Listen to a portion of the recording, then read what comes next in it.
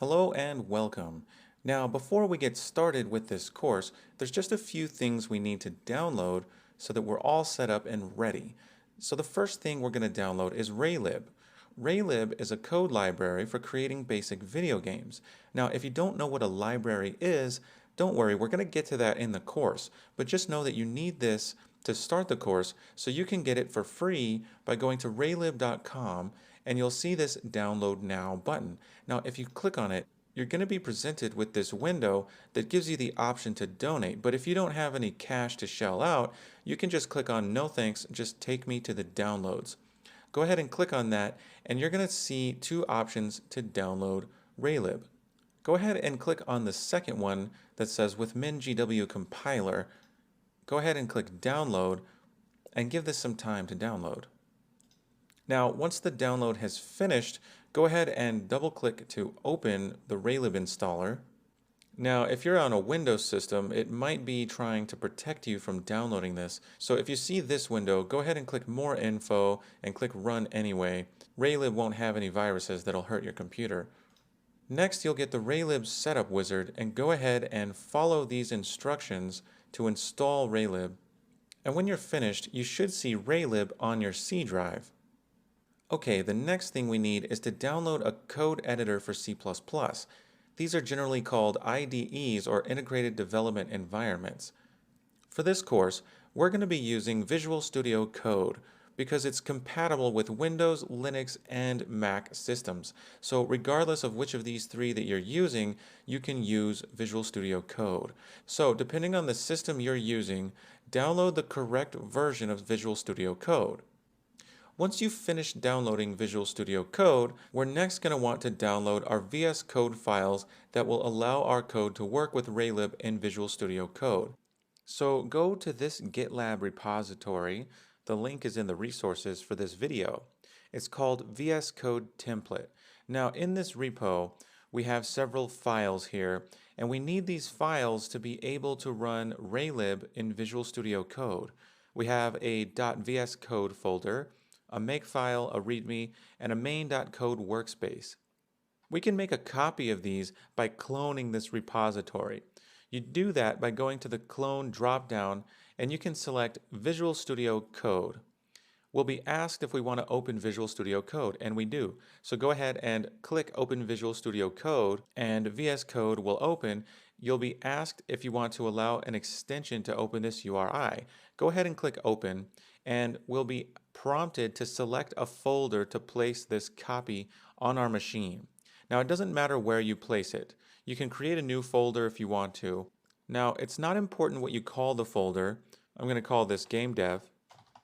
And with your folder selected, select repository location.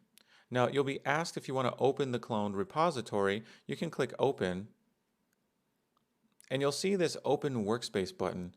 If you click that, then Visual Studio Code will now be open to this particular workspace. Now, a workspace is just a fancy word that Visual Studio Code uses that means folder.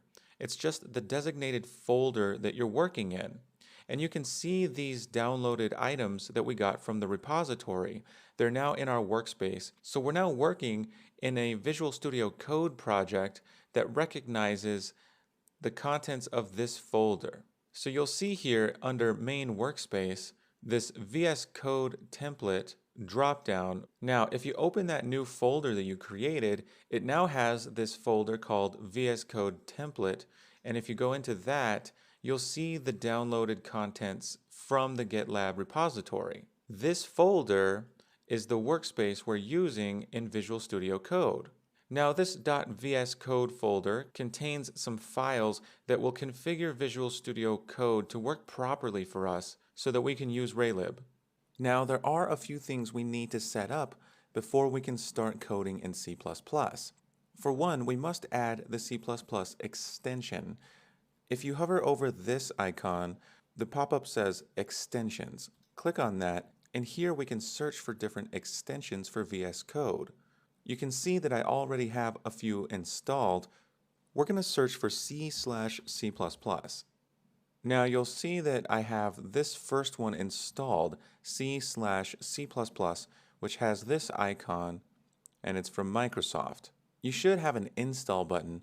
I have an uninstall button since mine's already installed. You're going to click the install button to add the C++ language to your VS Code. Go ahead and do so now. Now our Visual Studio Code has C++ built in. So now that we have our workspace set up, we're almost ready to start coding. There's just one last step that needs to be done. Go up to Terminal and select Configure Default Build Task. This is where we choose a compiler for Visual Studio Code. Now, if you don't know what a compiler is, don't worry. We're going to talk about that in a future video. You're going to learn what a compiler is. But until then, just know that you need one. So click Configure Default Build Task, and you should see the option for this compiler. It's in the C folder /raylib mingw bin, and it's called g++.exe. This is a compiler that came with Raylib. So if you've installed Raylib in your C drive, you should have this option here. Go ahead and click that, and you'll see that some stuff has been added to this tasks.json file. This is one of those files in our .vs code folder. Go ahead and close that, and we now have our workspace all set up and ready to start coding. I'll see you in the next video where I'm going to explain some basic concepts related to C++ programs. See you then.